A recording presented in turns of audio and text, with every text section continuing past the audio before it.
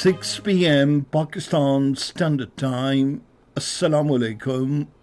This is Radio Pakistan. The news read by Daman Zaman. The headlines. Pakistan and Malaysia have agreed to further strengthen bilateral ties and economic cooperation. At the ASEAN Regional Forum, Pakistan has emphasized the importance of international collaboration for shared objectives of stability and sustainable prosperity.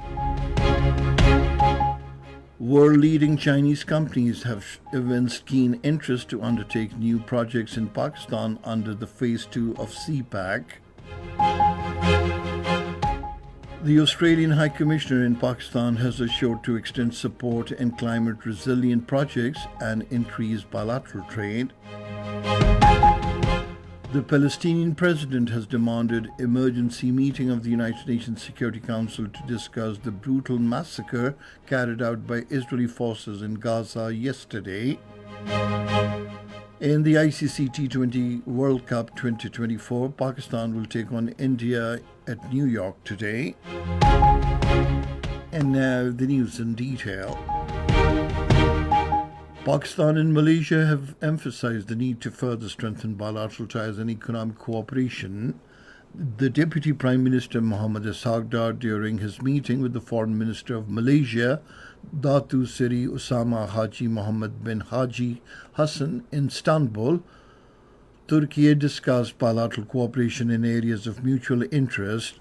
The Malaysian Foreign Minister congratulated Mohammed Isagdar on Pakistan's election as a non-permanent member of the United Nations Security Council. The Deputy Prime Minister also expressed Pakistan's appreciation for Malaysia's support and the desire for working together to uphold international law and the United Nations Charter. Pakistan is committed to regional peace, security and prosperity. This was highlighted by the additional Foreign Secretary, Ambassador Imran Ahmed Siddiqui, at the preparatory senior officials meeting to the ministerial meeting of ASEAN Regional Forum in Laos yesterday. Imran Ahmed Siddiqui appreciated ASEAN Regional Forum's pivotal role in multilateral efforts for regional peace and prosperity. He reaffirmed Pakistan's commitment to the purposes and principles of the United Nations Charter and the ASEAN Regional Forum's mandate. Imran Ahmed Siddiqui emphasized the importance of international collaboration for shared objectives of stability and sustainable prosperity. Stressing the need for an equitable and inclusive security framework, the additional Foreign Secretary underscored the importance of resolving Jammu and Kashmir dispute in accordance with the United Nations Security Council resolutions. Imran Ahmed Siddiqui also condemned the rising tide of Islamophobia and pursuance of Islamophobic political agenda as strategies in election campaigns. He emphasized the importance of comprehensive approaches to address the root causes of terrorism. The additional Foreign Secretary reaffirmed Pakistan's consistent and principled stance on the Palestinian question and called for an urgent and unconditional ceasefire in Gaza. Chinese companies operating in Pakistan have expressed the confidence that Prime Minister's visit to China will explore more opportunities for the second phase of the China-Pakistan Economic Corridor. World-leading Chinese engineering and power companies CMAC and Power China have evinced interest to enhance investment and undertake new projects across various sectors. Talking to the Chinese media, Dai Bao, Vice General Manager of China Machinery Engineering Corporation, said, having closely observed Pakistan's progress, we are confident that both the countries will benefit from this new chapter. He said, with unwavering support from both the governments, we are committed to continuing significantly to this milestone project. The Power Construction Corporation of China would seek further collaboration with the relevant international partners, taking full advantage of the rich water, wind, solar, and mine resources of Pakistan. The Australian High Commissioner to Pakistan, Neil Hawkins, has emphasized Australia's commitment to investing in Pakistan's future through education and trade.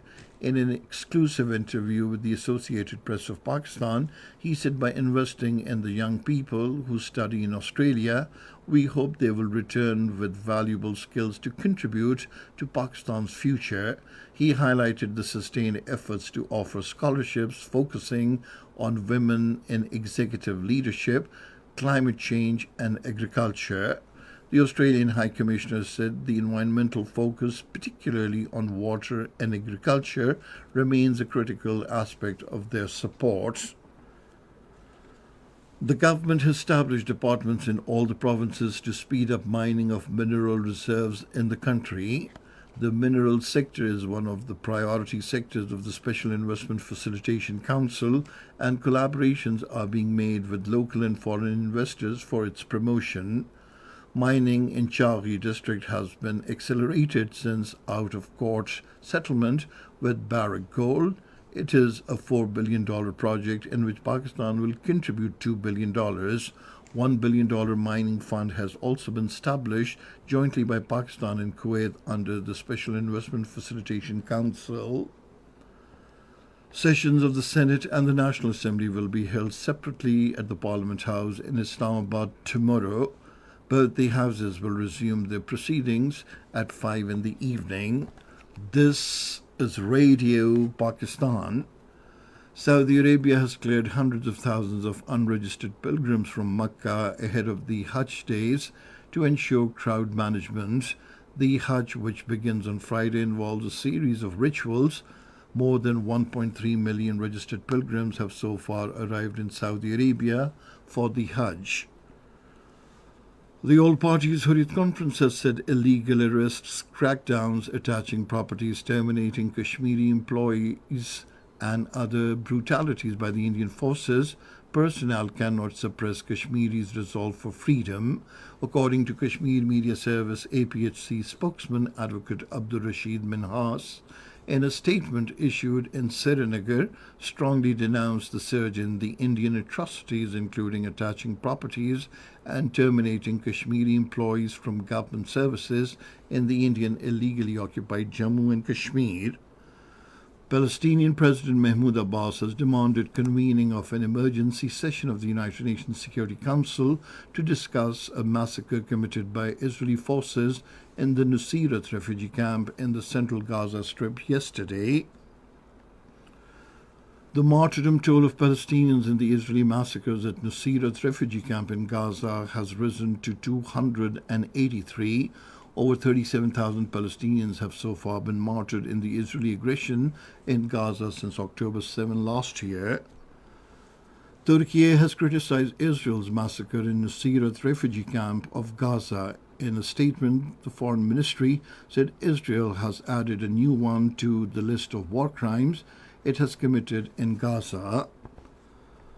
The Minister for Information and Broadcasting, Ataullah Tarar, has expressed grief and sorrow over the sad demise of Radio Pakistan's senior newscaster Taskeen Zafar. In a statement today, he said Taskeen Zafar was a talented and experienced newscaster. He said her death has resulted in an irreparable loss not only to Radio Pakistan but to the entire media industry. The minister extended his heartfelt condolences to the family of Taskeen Zafar. Secretary Information and Broadcasting Shahira Shahid and the Director General Pakistan Broadcasting Corporation Saeed Ahmed Sheikh have also condoled the sad, untimely demise of Taskeen Zafar. In their separate messages, they said Taskeen Zafar was an asset of Radio Pakistan and the void created by her demise will never be filled. They express heartfelt condolences and sympathy with Taskeen Zafar's family. Cricket. In the ICC T20 World Cup 2024, Pakistan will play their second match against India at New York today. The match will start at 7:30 in the evening. Volleyball. The final of the Asian Volleyball Confederation Challenge Cup will be played between Pakistan and Qatar at Manama in Bahrain this evening. The match will start at 9 p.m. Pakistan Standard Time. And finally, the weather. Mainly hot and dry weather is expected in most parts of the country, while very hot in southern parts during the next 12 hours. However, rain, wind, and thunderstorm is likely at isolated places in Gilgit-Baltistan and Upper Khyber Pakhtunkhwa. And that is the end of this news bulletin. For more news and analyses, log on to our website radio.gov.pk, and you can also watch the live video streaming of our bulletins on the link facebook.com/Radio Pakistan News Official.